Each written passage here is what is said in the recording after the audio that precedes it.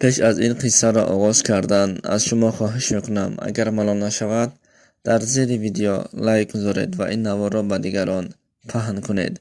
سلام علیکم تماشاگران عزیز و هواداران شبکه کاروان عمر. عاقبت بعضی از کارهای حرام همین است.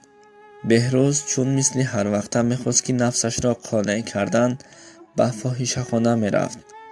دید که در آنجا 5 دختر مجازهای خود را انتظار بودند و از هر دوشان را فریاد کرد. گفت میدانید که با من دیگر خلش لازم، یعنی نمیخواهم که با هر کدامی که راست آید خواب کند. شخصی یابید که پنهانی این کار را میکردگی باشد. به من نرخ او مهم نیست، چقدر باشد من میدهم، اما فقط جوان باشد. سردار این زنها گفت بهروز جان دائم همین خیال میکنید ده؟ خب حرکت میکنم و شما نو و جوانش را میابم. همین طور از بین 2 روز گذشت و به بهروز زنگ زد و دعوت کردن. بهروز به همان خانه رفت. دختری که باید با او خواب کند از حمام برآمد. بهروز دختر را دید و آهسته در جایش شخ شد و از جایش میخیست. او دختر کی بود؟ خواهرش بود. بهروز هیچ چیزی نمیگفت و از دست دختر گرفت و در بیرون راه رفت.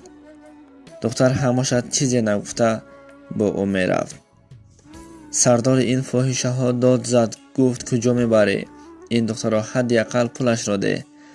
اما کسی به داد این زن نمیرسید. بهروز خواهرش را به ماشین سوار کرد و خودش در سر چنبرک نشست. سرعت ماشین را به 200 خیزاند. هنگامی که از روی عصبانیت و جهل در راه می رفتند، ناگهان راه گردش برآمد و ماشین را منع کردن نتوانست. به افت و هلاکت دچار شده هر دوی آنها هلاک شدند. تا آمدن ماشین یاری تجلی الکی جان هر دوی آنها برآمده وفات کرده بودند.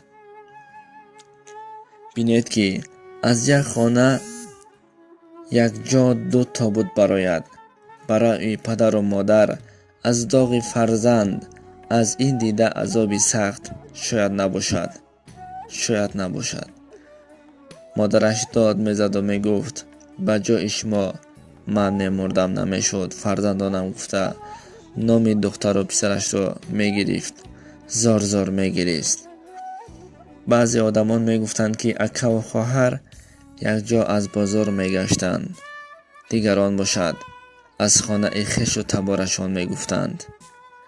بهروز برای این نامی خواهرش سیاه نشدن و سر پدر و مادرش خم نکردن ناموس و غرورش راه نگذاشته بود. برادران عزیز، البته این نفس چیزی هست که وقتی نفس که خواست در نظر ما هیچ چیزی نمیتابد. این واقعه حیاتی هست. پس آگاه باشید، احتیاط باشید، زیرا دنیا همین است. خدا از این گونه حالت ها خودش در پناهش نگه می‌دارد.